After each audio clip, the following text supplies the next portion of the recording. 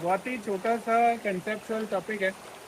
Integration आपको किसी भी चीज़ का करना है तो सबसे पहले तो आपको एक डेफिनेशन में क्लैरिटी रहनी चाहिए, जिसे fundamental theorem of calculus part 1 बोलते हैं, जो कि ये है कि अगर एफ एक्स का डेरिवेटिव एफ डैश एक्स है तो एफ डैश एक्स का integration small F of X plus C रहेगा, सी इज आर्बिट्ररी कांस्टेंट। तो दिस इज द डेफिनेशन।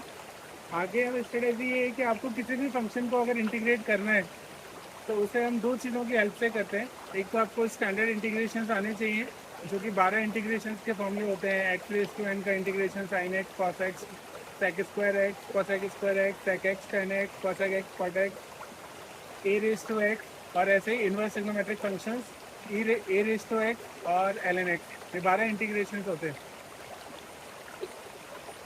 फिर आपको इंटीग्रेशन टेक्निक आनी चाहिए, जो कि 3 इंटीग्रेशन टेक्निक है।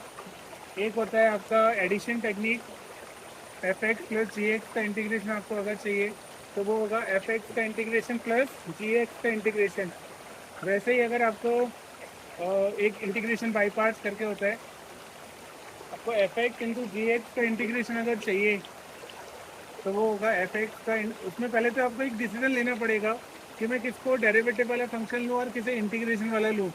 ये डिसीजन तुम्हारा होगा, तुम्हारा टैलेंट होगा, यू कैन से तुम्हारी स्किल होगी। जैसे ही तुम ये डिसीजन लोगे फिर तुम्हें इंटीग्रेशन बाई पार्ट्स कुछ इस तरीके से लगाना होता है कि डेरिवेटिव वाला function times integration of integration वाला फंक्शन माइनस डेरिवेटिव वाले का डेरिवेटिव इंटीग्रेशन वाले का इंटीग्रेशन का इंटीग्रेशन। तो this is integration by parts. इसमें जो अच्छे क्वेश्चंस आएंगे उसमें प्रोडक्ट फॉर्म में तुम ब्रेक करोगे, मतलब वो तुम्हें एक फंक्शन दिखाएंगे, उसे तुम दो फंक्शन का प्रोडक्ट तुम बनाओगे, और इसमें किसको डेरिवेटिव वाला लेना है और किसको इंटीग्रेशन वाला लेना है ये तुम्हारा टैलेंट रहेगा। जो इस बात के ऊपर लेना होता है आपको कि डेरिवेटिव वाले का डेरिवेटिव टाइम्स इंटीग्रेशन वाले का इंटीग्रेशन। ये इजी इंटीग्रेशन रहना चाहिए, इसे देख के तुम्हें कॉन्फिडेंस आना चाहिए कि ये तो मैं कर दूंगा। बस इस बात के ऊपर फिर आप आईपीसी का फॉर्मूला लगा के आंसर निकाल सकते हो। और लास्ट यहाँ जो टेक्निक है that is called integration by substitution. Major जो क्वेश्चंस होते हैं आईपीएस के ऊपर ही आते हैं। इसमें भी सेम बात है, आपको वो फंक्शन एक सिंपल फॉर्म में देंगे, उसे आपको एक पर्टिकुलर पैटर्न में तोड़ना होता है। उस पैटर्न में किसी तो फंक्शन का डेरिवेटिव dx के साथ में आपको दिखना चाहिए। जैसे ही ऐसा फंक्शन आपको मिल जाता है कि किसी का डेरिवेटिव आपको dx के साथ दिख रहा है, मान लो वो फंक्शन है gx, तो फिर उसे सब्स्टिट्यूट करना होता है, इसलिए इसे इंटीग्रेशन बाय सब्स्टिट्यूशन बोल रहे होते हैं हम लोग।